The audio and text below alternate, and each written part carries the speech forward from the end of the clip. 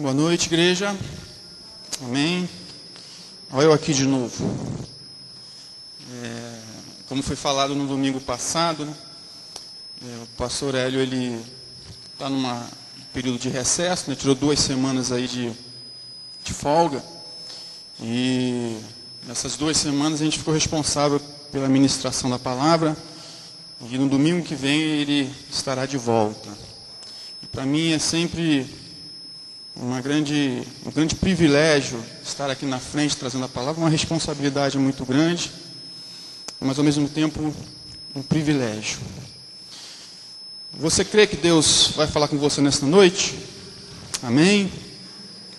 Eu também creio. Eu creio que Deus sempre tem algo novo para as nossas vidas, um vinho novo, algo que Ele quer falar conosco. Eu creio sempre nisso. No domingo passado, nós falamos acerca de um homem do Antigo Testamento, um homem que tinha um espírito excelente. Quem lembra quem era esse homem? Quem? Daniel. Nós falamos sobre ele no domingo passado. E agora nós vamos ministrar uma palavra no Novo Testamento. Abra lá em João. Não tem como tirar esse chiadinho aqui, não? Um chiadinho aqui atrás. João, no capítulo 3. João, capítulo 3. É um texto bastante conhecido no nosso meio. João, capítulo 3, a partir do versículo 1. Nós vamos ler os 15 primeiros versículos. E eu queria que você prestasse bem atenção nessa narrativa. Fala acerca de um homem chamado Nicodemos. O que ele teve um encontro com Jesus e o que ocorreu nesse encontro. Diz assim, João 3:1. Havia entre os fariseus um homem chamado Nicodemos, um dos principais dos judeus. Este, de noite, foi ter com Jesus e lhe disse: Rabi, sabemos que és mestre vindo da parte de Deus, porque ninguém pode fazer esses sinais que tu fazes, se Deus não estiver com ele. A isto respondeu Jesus: em verdade te digo, que se alguém não nascer de novo, não pode ver o reino de Deus. Perguntou-lhe Nicodemos: como pode um homem nascer sendo velho? Pode porventura voltar ao ventre materno e nascer segunda vez? Respondeu Jesus: em verdade te digo, quem não nascer da água e do Espírito não pode entrar no reino de Deus.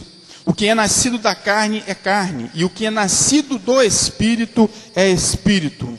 Não te admires de eu te dizer, importa-vos nascer de novo. O vento sopra onde quer, ouves a sua voz, mas não sabes de onde vem, nem para onde vai. Assim é todo o que é nascido do Espírito. Então lhe perguntou Nicodemos: como pode suceder isto? Acudiu Jesus: tu és mestre em Israel e não compreendes estas coisas?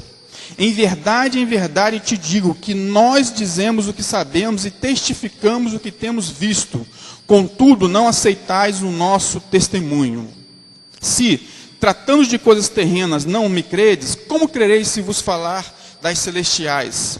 Ora, ninguém subiu ao céu, senão aquele que de lá desceu, a saber, o Filho do homem que está no céu.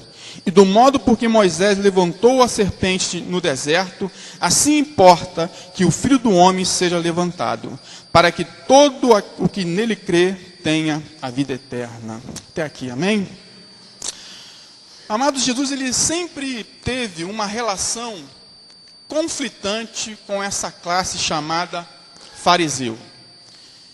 No decorrer da trajetória da vida de Jesus aqui na terra, uma das características que acompanhavam Jesus nessa trajetória eram as multidões, que vinham até Jesus, aonde Jesus ia, as multidões iam atrás. E dentre essa multidão, no meio dessa multidão, também estavam os fariseus. Os fariseus sempre também acompanhavam Jesus onde é que eles estivessem. Quer seja pregando na sinagoga, no templo ou nos povoados. Os fariseus acompanhavam a Jesus. Mas a motivação dos fariseus era diferente daquela multidão. Enquanto que aquela multidão seguia Jesus, desejando receber algo de Jesus, uma cura, uma libertação, os fariseus eram diferentes. Os fariseus acompanhavam Jesus com um único objetivo, de pegar Jesus em alguma coisa. Eles não gostavam de Jesus, não criam que Jesus era o Messias, o Filho de Deus, e eles queriam pegar Jesus em alguma questão da lei, que eles eram profundos conhecedores da lei. Então eles seguiam ao Jesus com esse objetivo, de pegar Jesus em algo e trazer uma crítica sobre a vida de Jesus. Foi esse grupo de fariseus que, quando Jesus expulsava demônios, eles falaram que Jesus expulsava demônios pelos príncipes dos maiorais dos demônios, Beelzebu. Então os fariseus sempre foram os críticos ferrenhos no ministério de Jesus. E os fariseus, é bom a gente saber quem era esse grupo. Na verdade, os fariseus eram o principal grupo religioso da época de Jesus. Era um grupo judaico extremamente importante naquele momento. Eles eram extremamente rigorosos no cumprimento da lei, eram profundos conhecedores da lei, da Torá, dos 5 primeiros livros da Bíblia. Eles tinham esse conhecimento muito claro e era um grupo muito influente na sociedade judaica da época. E dentre esses fariseus, havia um chamado Nicodemos. E aqui no versículo 1, quando nós começamos a ler, diz assim: havia entre os fariseus um homem chamado Nicodemos, um dos principais dos judeus. Um dos principais dos judeus. Agora, Nicodemos, amados, era diferente dos outros fariseus. Enquanto os outros fariseus eram críticos ferrenhos do ministério de Jesus, não criam no ministério de Jesus, não acreditavam que Jesus era o Messias prometido, Nicodemos não. Nicodemos reconhecia o ministério de Jesus. Nicodemos tinha uma profunda admiração pelo ministério de Jesus. Então Nicodemos, ele se diferenciava desse grupo de fariseus, por reconhecer, por respeitar o ministério de Jesus. E o texto aqui diz que Nicodemos era um dos principais dos judeus. Além de fariseu, ele era um dos principais. Sabe o que isso significava? Significava que Nicodemos, ele era membro do Sinédrio. O Sinédrio, na verdade, era tipo o Tribunal Supremo que resolvia as causas do povo judeu. Era constituído por 71 membros. Entre eles haviam sumos sacerdotes, haviam fariseus, haviam anciãos. Então esse Sinédrio, ele legislava sobre o povo judeu, e ele definia sobre algumas questões, e até tinha a capacidade de condenar uma pessoa à morte. E foi justamente esse Sinédrio, se vocês lembrarem, verem lá na passagem, que condenou Jesus à cruz. O Sinédrio, ele só não tinha poder para executar a pena de morte. Aí eles teriam que ir lá no governo romano, como eles fizeram com Jesus. Eles condenaram Jesus no Sinédrio e levaram Jesus amarrado até Pôncio Pilatos e apresentaram a Pôncio Pilatos a causa. E aí Pôncio Pilatos lavou a mão e aí realmente houve a execução de Cristo. Mas o Sinédrio, ele era extremamente importante. Então Nicodemos, primeira coisa que eu quero que você entenda nesse texto: Nicodemos era uma pessoa influente na sociedade, de posição e de conhecimento da palavra. Era uma pessoa influente na sociedade. E diz aqui o texto que Nicodemos, no versículo 2, que Nicodemos, ele vai procurar a quem? A Jesus. E ele vai procurar Jesus à noite. De noitinha, Nicodemos vai procurar Jesus. O texto não fala, mas eu creio que Nicodemos vai à noite, porque Nicodemos, na verdade, ele não queria uma exposição na vida dele. Como nós já falamos, Nicodemos tinha uma posição na sociedade. E Jesus era muito criticado pelos fariseus. E Nicodemos, talvez tentando evitar qualquer tipo, de exposição, ele vai procurar Jesus à noite. E aí, amados, no versículo 2, Nicodemos ele faz uma bela declaração de quem é o Cristo. Dá uma olhadinha o que ele fala a respeito de Cristo. Ele diz assim, olha, Rabi, sabe o que é Rabi? Mestre. Ele já começa chamando Jesus de mestre.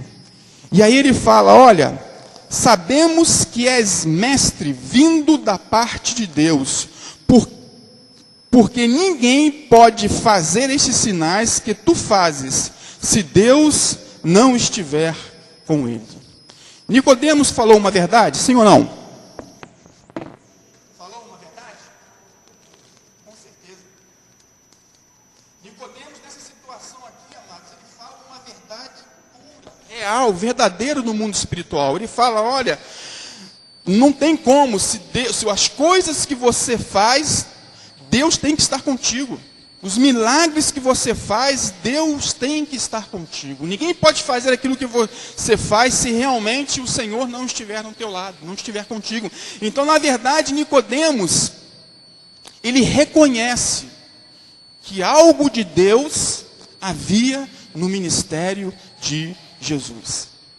Agora, presta atenção na resposta que Jesus dá sobre Nicodemos.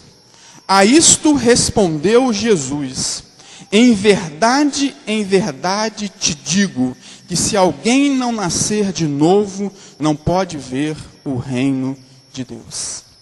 Nicodemos, ele tece um comentário positivo acerca de Jesus, mas Jesus, com o discernimento espiritual, com a visão espiritual, ele olha para Nicodemos e fala, olha Nicodemos, você precisa de algo.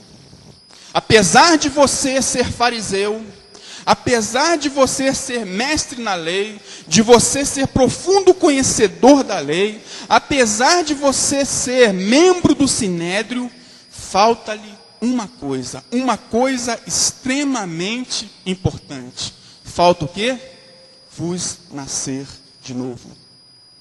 É interessante, amados, que Jesus, ele não se impressiona com a condição de Nicodemos. Jesus, ele podia ficar extremamente honrado de ter um fariseu na sua casa, um homem que tinha uma influência naquela sociedade, que chega até ele, faz um elogio, fala que Jesus é vindo da parte de Deus, mas Jesus, ele com um discernimento espiritual, ele não olha o fariseu, ele não olha aquele homem de posição, ele olha para dentro de Nicodemos e fala para Nicodemos, falta-lhe uma coisa, o novo nascimento.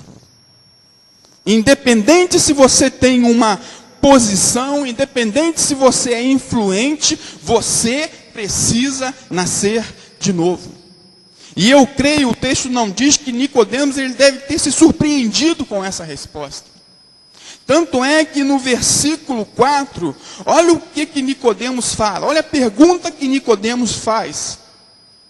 Perguntou-lhe Nicodemos, como pode um homem nascer sendo velho? Pode porventura voltar ao ventre materno e nascer a segunda vez? A pergunta de Nicodemos, amado, demonstra o seu nível de conhecimento espiritual.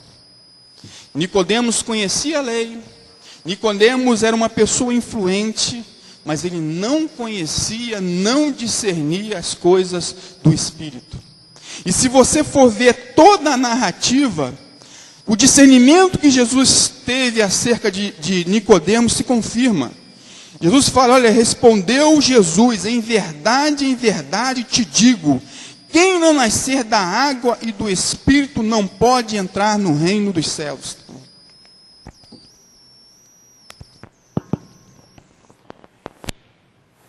Quem não nascer da água e do Espírito não pode entrar nos céus. O que é nascido da carne é carne, e o que é nascido do Espírito é Espírito.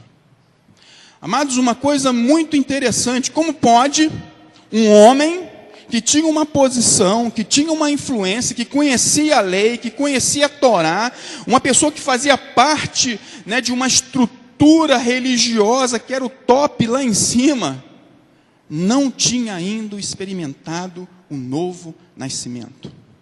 E amados, eu trazendo para a nossa realidade, vendo essa situação que a Bíblia relata sobre Nicodemos, eu quero trazer uma realidade para as nossas vidas, eu quero trazer um ensino prático dessa passagem que muito tem a nos ensinar. E a primeira coisa que eu quero dizer aqui é justamente no versículo 6. Dá uma olhada no versículo 6. Diz assim: o que é nascido da carne é carne, e o que é nascido do Espírito é Espírito. Eu quero te falar uma coisa muito séria, mas tem muito crente, como Nicodemos, que apenas experimentaram o nascimento na carne, mas que precisam ter uma experiência de novo nascimento. Tem muito crente que está na igreja, que é batizado, que frequenta a igreja, mas que não é convertido. Mas sabe o que ele é? Ele é convencido, ele é induzido, ele é conduzido, mas que na verdade ainda não experimentou verdadeiramente um novo nascimento. Faz parte de uma instituição religiosa, está dentro da igreja, mas ainda não experimentou um novo nascimento. Às vezes conhece até um pouco da palavra, mas ainda não experimentou um novo nascimento. Crentes que constam no rol de membros, mas não estão escritos no livro da vida.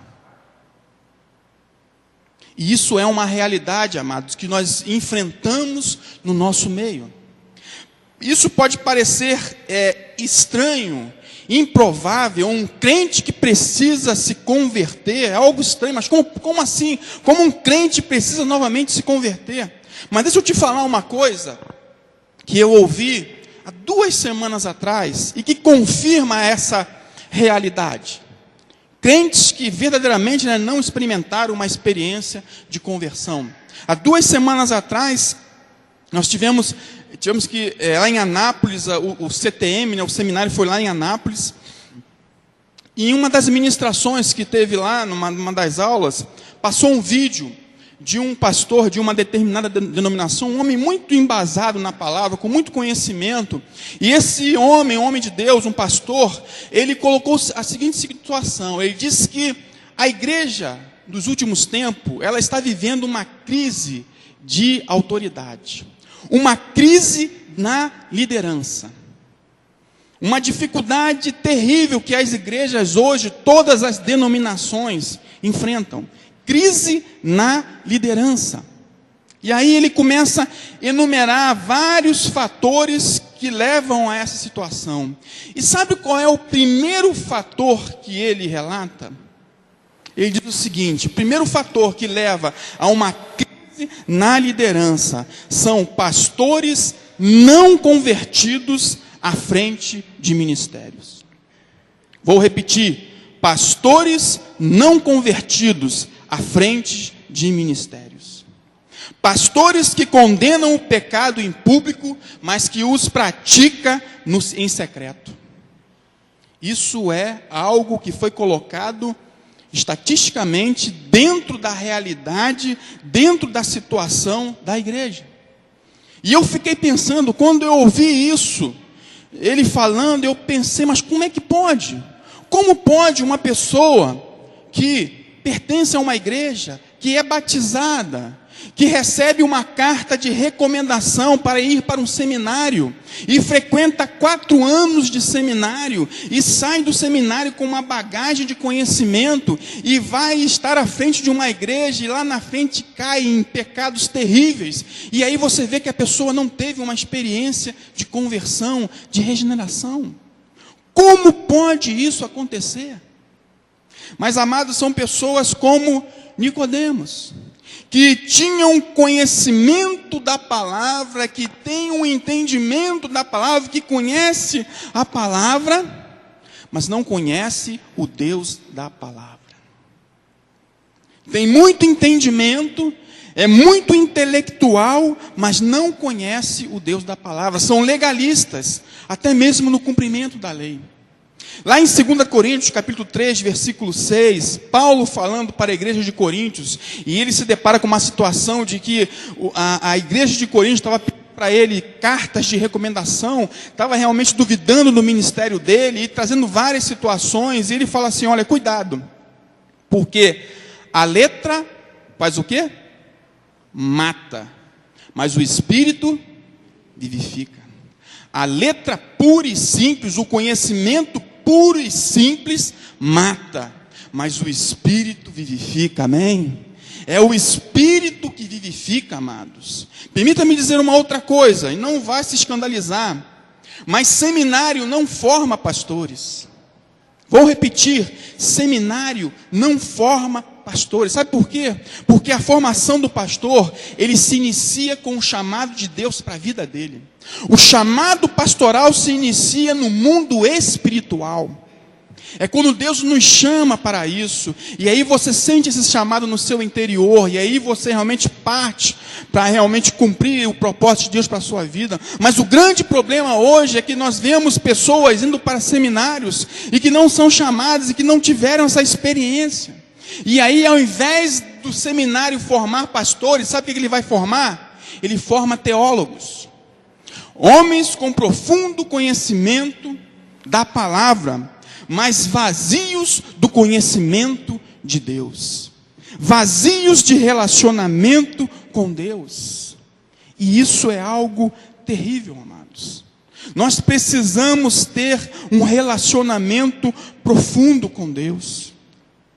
Não apenas conhecimento teológico, não apenas a letra, mas principalmente o Espírito. O que faz a diferença na pregação, amados, é a ação do Espírito Santo na vida interior do pregador, amém? O que faz a diferença na pregação é a ação do Espírito Santo na vida interior do pregador. Quando você vai pregar algo, você precisa ser ministrado pelo Espírito Santo. Você precisa ter uma intimidade contínua e crescente. Ter conhecimento é importante. É importante você conhecer a palavra. É importante você estudar a palavra. Mas tudo isso tem que estar revestido pela unção do Espírito. Aleluia. Porque quando há essa unção, quando há realmente esse mover, é que as coisas acontecem. E vou dizer uma coisa que eu ouvi lá também no seminário. Pregação sem unção endurece o coração. Pregação sem unção endurece o coração. E infelizmente, às vezes o que a gente ouve é muito disso, é muito conhecimento, mas falta o ingrediente principal. O agir de Deus, o agir do Espírito Santo. Amados, esse é o diferencial na minha e na sua vida. Quanto mais eu entro na presença de Deus, quanto mais eu busco a Ele, mais Ele vai mostrando no meu interior as coisas que precisam ser transformadas, as coisas que precisam ser trabalhadas. É como se uma luz do Espírito iluminasse o seu interior. E aí Ele começa a mostrar aquilo que você precisa tirar, aquilo que você precisa remover, aquilo que você precisa deixar de fazer, aquilo que precisa ser arrancado da sua vida. E aí Deus começa a trabalhar. E quando Deus faz isso na vida interior, você tem algo para transmitir. Você tem algo para compartilhar.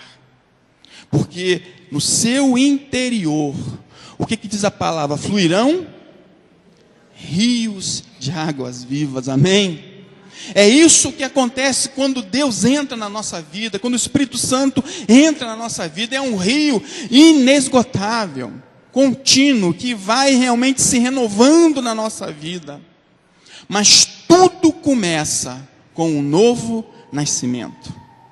Aquilo que Jesus falou para Nicodemos: Nicodemos, você precisa experimentar o novo nascimento. O novo nascimento nos leva a produzir frutos dignos de arrependimento. Vou repetir, o novo nascimento nos leva a produzir frutos dignos de arrependimento. Foi isso que João Batista falou lá para os fariseus no deserto.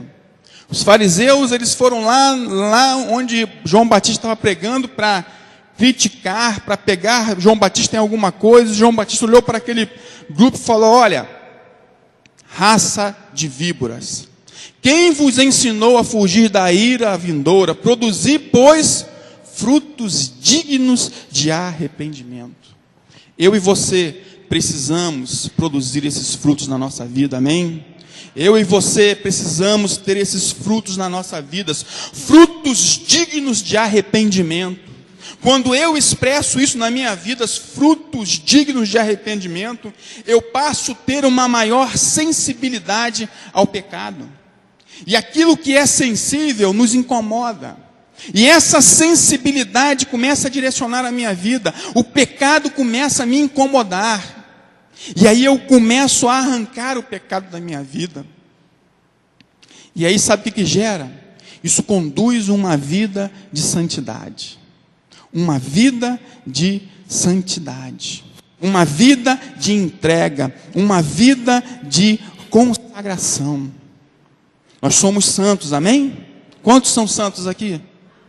Nós somos santos, amados. Não santos que não pecam mais, mas santos separados deste mundo, aleluia? Separados da prática desse mundo. Crentes que não se corrompem com esse sistema mundano. Isso é ser santo, separados para as boas obras. E quando nós experimentamos o novo nascimento, os frutos dignos de arrependimento nos conduzem a uma sensibilidade ao pecado e nos levam a uma vida de santidade.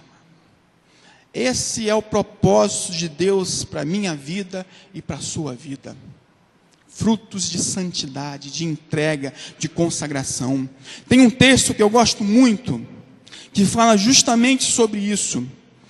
Se encontra lá em 1 Pedro, dá uma viradinha lá em 1 Pedro, mais para o final da Bíblia.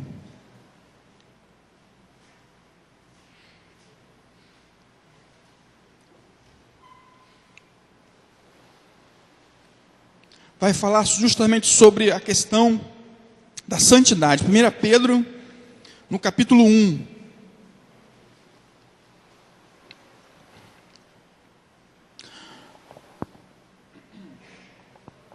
Pedro, capítulo 1, no versículo, a partir do versículo 14. 1 Pedro, capítulo 1, versículo 14. Se você achou, diga amém. Amém. Diz assim, Pedro falando sobre a santidade na vida. E ele diz assim no versículo 14: como filhos da obediência, não vos amoldeis às paixões que tinhas anteriormente na vossa ignorância.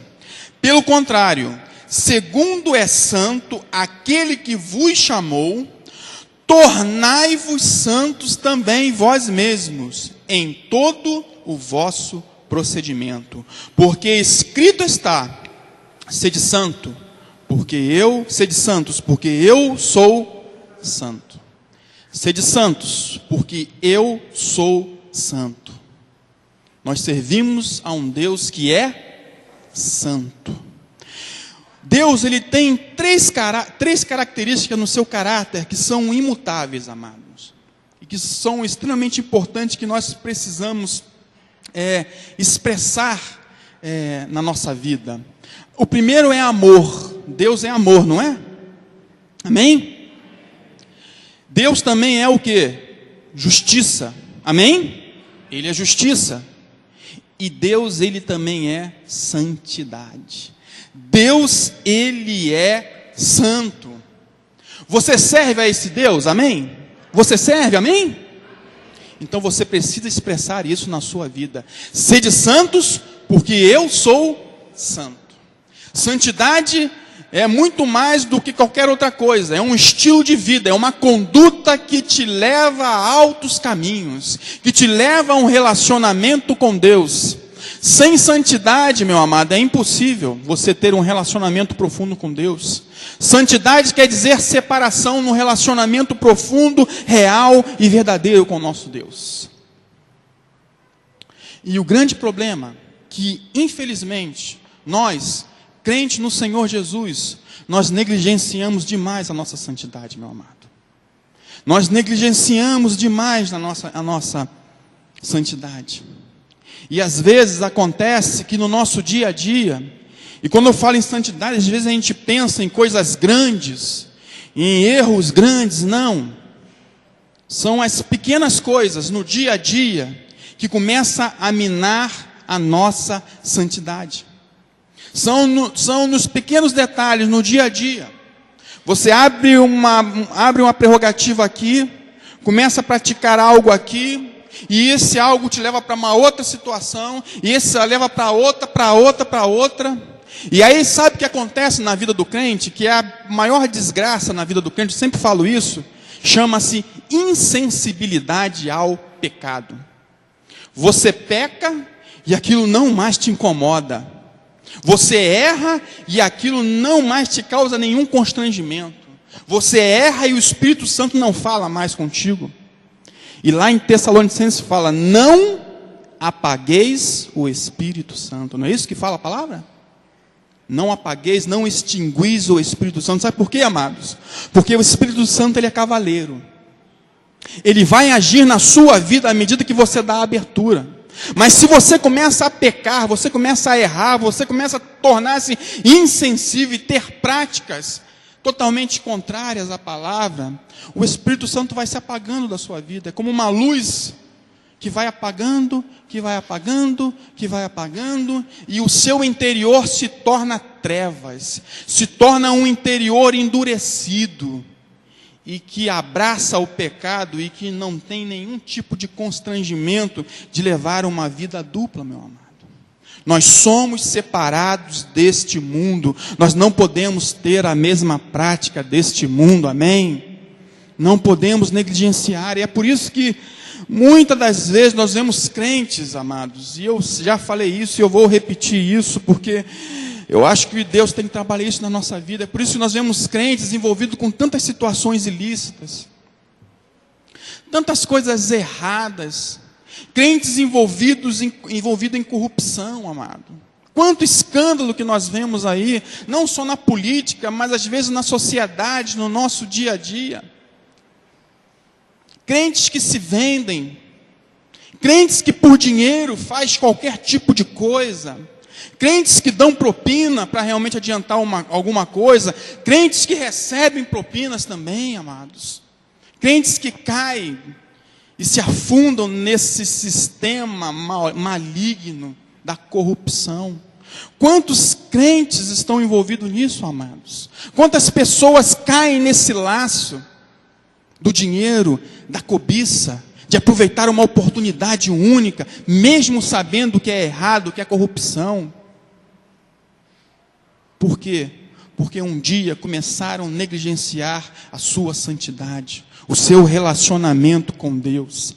No versículo 14, ele fala algo interessante. Ele diz assim: como filhos da obediência, não vos o quê? O que diz na sua Bíblia aí? Amoldeis. O que é amoldar? Tomar forma.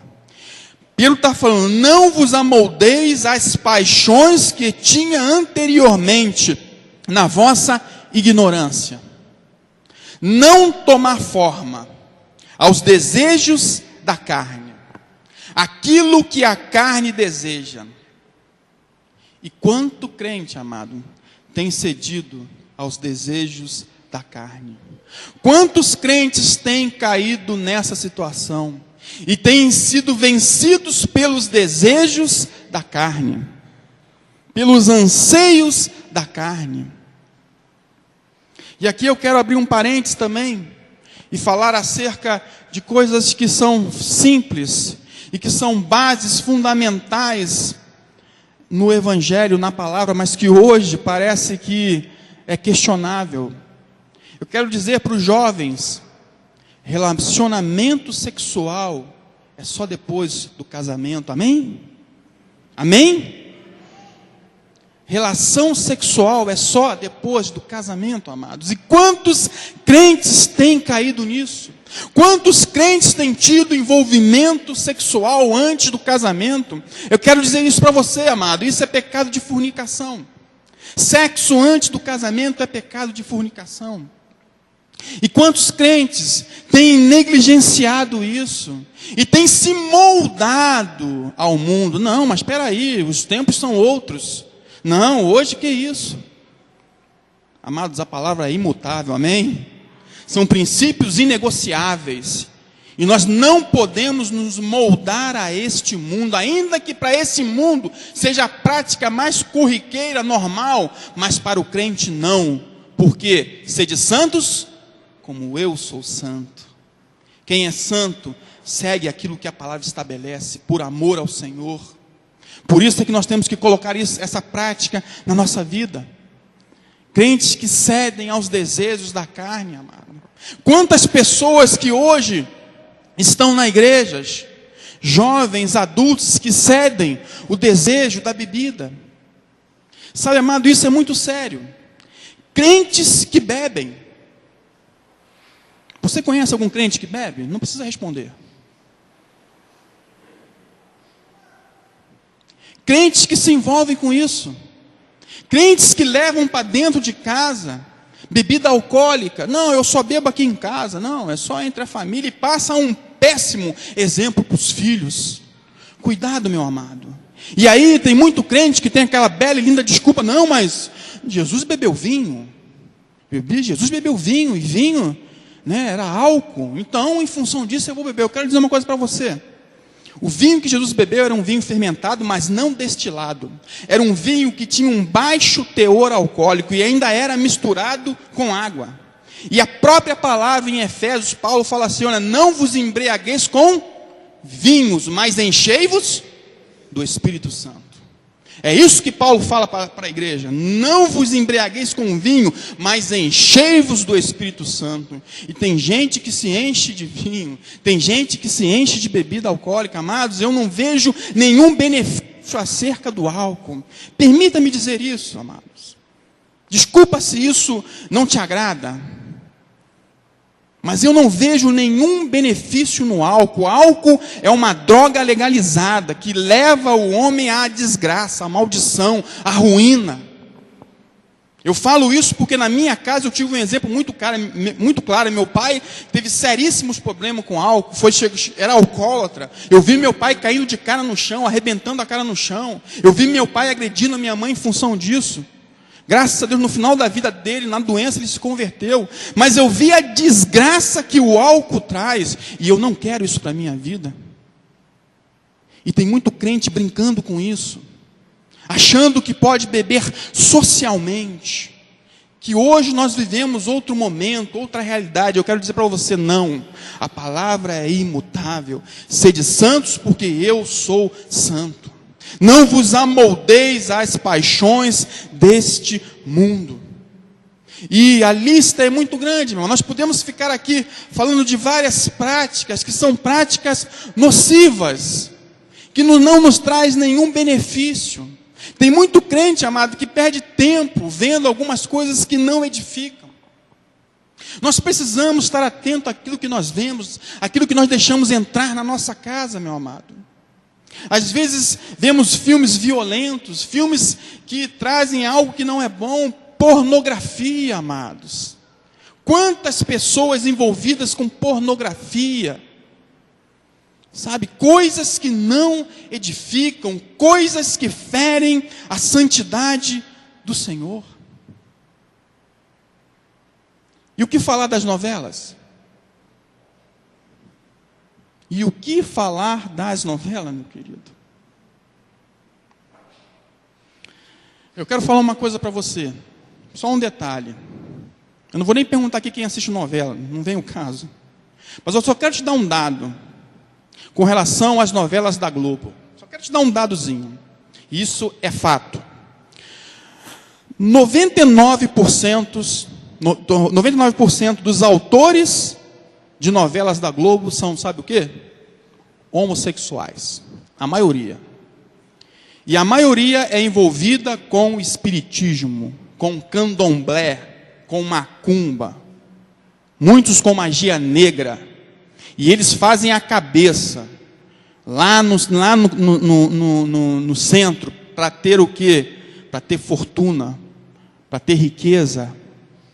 A maioria tem esse envolvimento. Tanto é que você pode ver que as novelas da Globo, a maioria agora sempre tem envolvimento do espiritismo. A Globo já vem há muito tempo.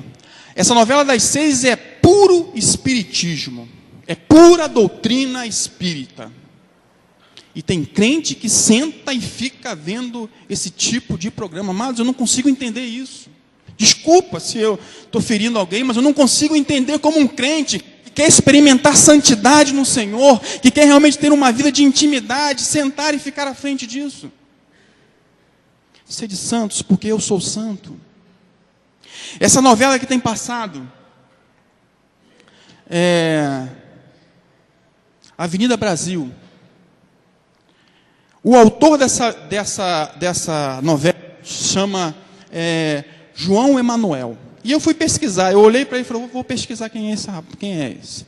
E é um homem de 40 e poucos anos, homossexual, e ele hoje vive casado, ele vive casado, é claro, evidente que isso não é divulgado, mas aí, se você entrar na internet, você vai ver fotos, e ele é casado, vive há mais ou menos 4 anos, com um grande galã global, da Rede Globo. E esse ator, que na verdade não tinha nenhuma projeção, ele se juntou a esse autor, João Emanuel, para justamente começar a ter o quê? Os grandes papéis. E aí, quando eles se juntaram, quando eles começaram a ter esse tipo de relacionamento, esse João Emanuel começou a escalar esse ator para os grandes papéis da novela. Hoje ele é um ator top, é o galã. Mas não se divulga isso porque é algo que fere, né? Galã, homossexual, isso não soa bem. Mas é esse tipo de pessoa, com essa mente, que faz toda aquela trama, na qual você senta e você passa lá 1 hora, 2 horas sentado assistindo aquilo. E eu te pergunto, aquilo vai te santificar? Sim ou não? Você acha que você vai sair dali santificado? Nossa, agora estou cheio do Espírito. Amados, com Deus não se brinca, amados. Nós precisamos levar a nossa santidade a sério. E são nas pequenas coisas, são nos pequenos detalhes, são as raposinhas que destroem os vinhedos, pequenas coisas, pequenos detalhes, que começam a minar a nossa santidade e que nos torna insensíveis ao pecado. E aí você vê tanto escândalo, tanta coisa que descredencia o crente, tanto crente dando mau testemunho, porque negligenciou a sua santidade, amados. Eu quero dizer mais uma vez, amados, sede santos, porque o nosso Deus, Ele é santo, aleluia. Ele é santo. Comece a ter uma nova visão, um novo entendimento na sua vida, meu amado. Não deixe que essas pequenas coisas roubem aquilo de mais precioso que você tem, que é o seu relacionamento com Deus, a sua intimidade com Deus. Não apagueis o Espírito Santo, não entristeçais o Espírito Santo. E que é com essa prática que nós vamos romper com isso, romper com essa coisa mundana que hoje, infelizmente, tem tragado o nosso relacionamento com Deus. O verdadeiro novo nascimento nos marca. Nunca mais seremos o mesmo. Se você é novo nascido, diga amém. Amém? O novo nascimento nos marca, meu querido. Você tem a marca do novo nascimento? Você reconhece essa marca na sua vida, esse selo que Deus colocou na sua vida, no relacionamento com Deus, naquele momento que Deus te alcançou, naquele momento que você teve um encontro real, verdadeiro com Deus? Aquela marca nunca mais se apaga, meu querido, nunca mais se apaga da nossa vida. Eu me lembro que há mais ou menos uns 28 anos atrás, eu não sou tão velho não, tá, gente? Mas há 28 anos atrás, Deus me alcançou. Há 28 anos atrás, essa marca veio sobre a minha vida. E passados 28 anos, amados, 28 anos, eu nunca me desviei dos caminhos do Senhor. Nunca me desviei. Sabe por quê? Porque eu amo esse Deus. Porque eu amo fazer a vontade dEle. Sabe, eu posso ter momentos de dificuldade, de provação, de luta, que às vezes a gente se abate. Somos atribulados, mas nós não somos destruídos, amém? Nós permanecemos. E a vida do crente, amado, ela precisa ser uma vida crescente. Quando você teve a marca lá atrás, quando Deus te marcou, quando você experimentou um novo nascimento, você tem que vir no crescente. A cada dia mais errando menos, a cada dia mais falhando menos, a cada dia mais desenvolvendo um relacionamento profundo com Deus. É isso que Deus deseja de nós. Mas o que acontece, infelizmente, é que tem muito crente com 30, 40 anos de convertido e com as mesmas práticas do passado. Não tem como, meu amado. O novo nascimento é uma nova vida que se estabelece na sua vida. Eis que as coisas velhas se passaram e tudo se fez novo, aleluia. Tudo se fez novo na sua vida, incluindo as suas práticas. Nós não podemos ter as mesmas práticas do passado, porque nós somos novas criaturas. Novas criaturas. Por mais que venhamos passar por provações, esta marca nunca se apaga. Você pode passar por luta, você pode passar por provação, você pode passar por dificuldade, mas a marca continua. Se você verdadeiramente experimentou o novo nascimento, nada apaga esta marca, amém? Nada, absolutamente nada. Permita-me dar um exemplo muito simples, né? Mas que vai falar sobre esta marca. Goiás é um estado que é um dos líderes na formação de gado, não é isso? A pecuária aqui é muito forte. Goiás é líder, um dos líderes, né, de pecuária, de gado de corte, de gado de leite. E existe em Goiás grandes pecuaristas, não é verdade? Homens que têm milhares de cabeças, homens riquíssimos, que têm uma quantidade imensa de gado. E quando esse homem, ele reúne aquele gado lá na fazenda, o que ele faz para que aquele gado tenha a sua marca? Que aquele gado é identificado como dele. Ele pega aquele instrumento, eu não sei qual é o nome daquele instrumento. Qual é? Marcador? É a marca. Ele pega, esquenta, não é isso? No fogo, e aquilo se torna uma brasa viva, não é isso? E aí ele vem e encosta lá no couro do animal e marca. Aí lá tem a logomarca, o nome, as iniciais dele. Aquele gado, ele vai morrer com aquela marca, não é verdade? Nunca mais aquela marca sairá do couro daquele animal. Amado, nós não somos gado. Nós não somos marcados a ferro. Mas nós somos marcados pelo fogo do Espírito Santo, aleluia. Nós somos marcados pelo fogo do Espírito Santo. Ele te marcou, meu amado. Um dia você teve um encontro real com o Senhor Jesus, e essa marca não se apaga, ela continua firme. Pode passar os anos que for, pode passar a dificuldade que for, mas a marca permanece no seu espírito. Somos marcados pelo Senhor. Esta é a verdadeira marca da promessa, amém? Esta é a verdadeira marca da promessa. Às vezes nós falamos em marca da promessa, falamos no que diz respeito a questões materiais, Mas a verdadeira marca da promessa é essa. A marca do novo nascimento. A marca que nos levará a ter uma vida com Deus. Eu e você precisamos desenvolver essa marca. Precisamos mais do que nunca avivar no nosso coração essa marca.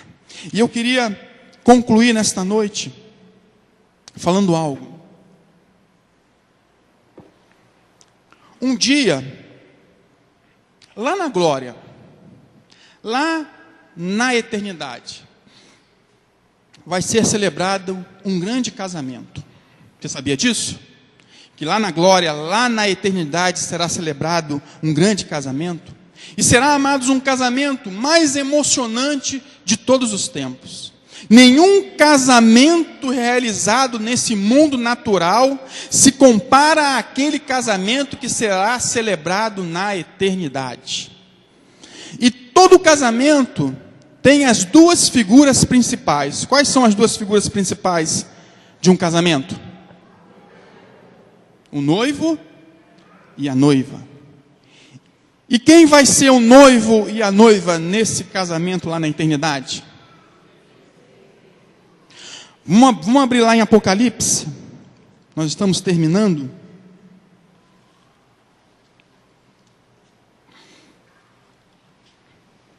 Apocalipse capítulo 19.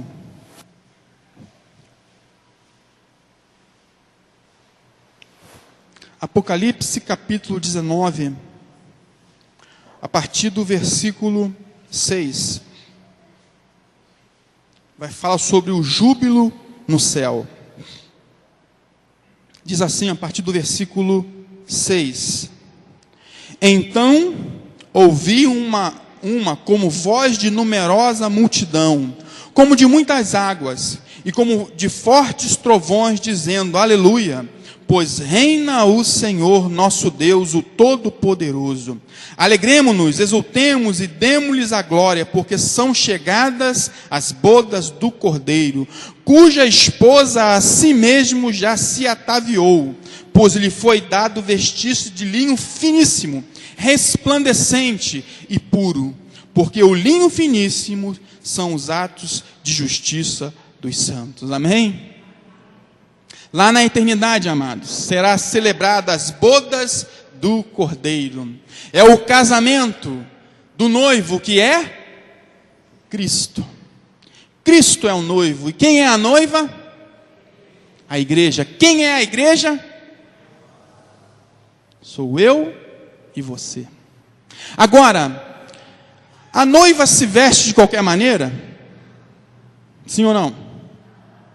Não se veste de qualquer maneira. A noiva normalmente se veste de branco. Por que branco? É o quê? Pureza.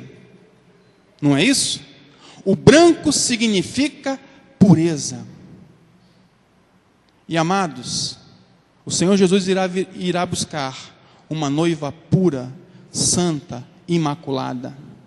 O Senhor Jesus não irá buscar uma noiva suja, afundada no pecado, afundada na perdição. Não, é uma noiva justa, é uma noiva santa, separada. Diz aqui o texto, que diz assim, olha, pois lhe foi dado vestir-se de linho finíssimo, resplandecente e puro, porque o linho finíssimo são os atos de justiça dos santos.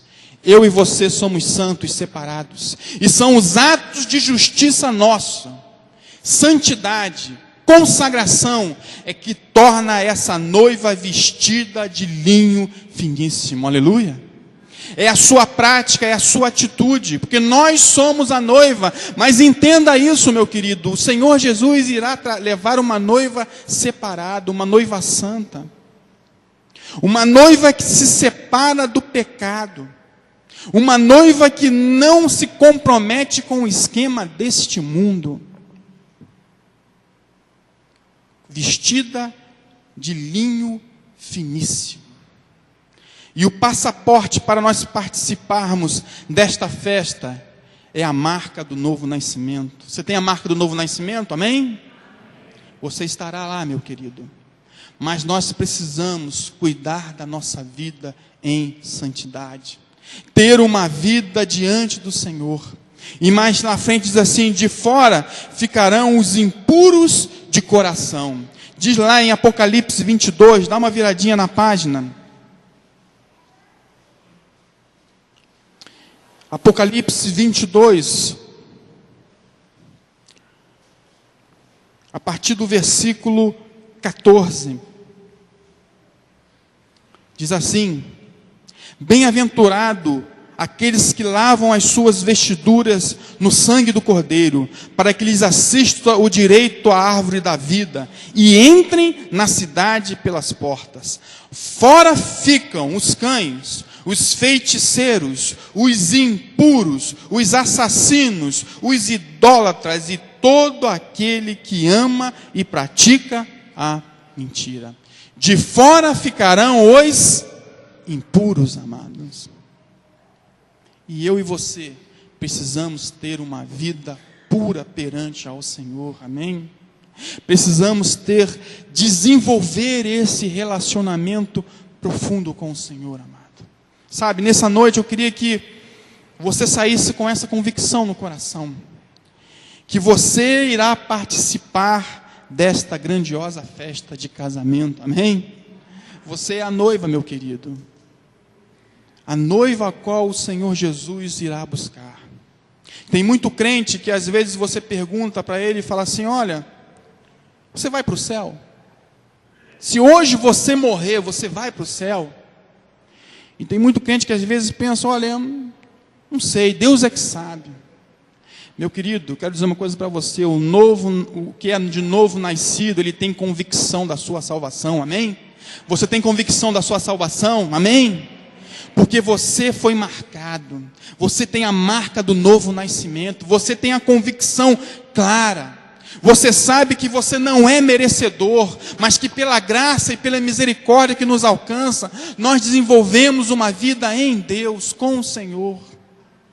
Por isso eu e você precisamos ter essa convicção do novo nascimento, uma marca que te levará para uma vida eterna.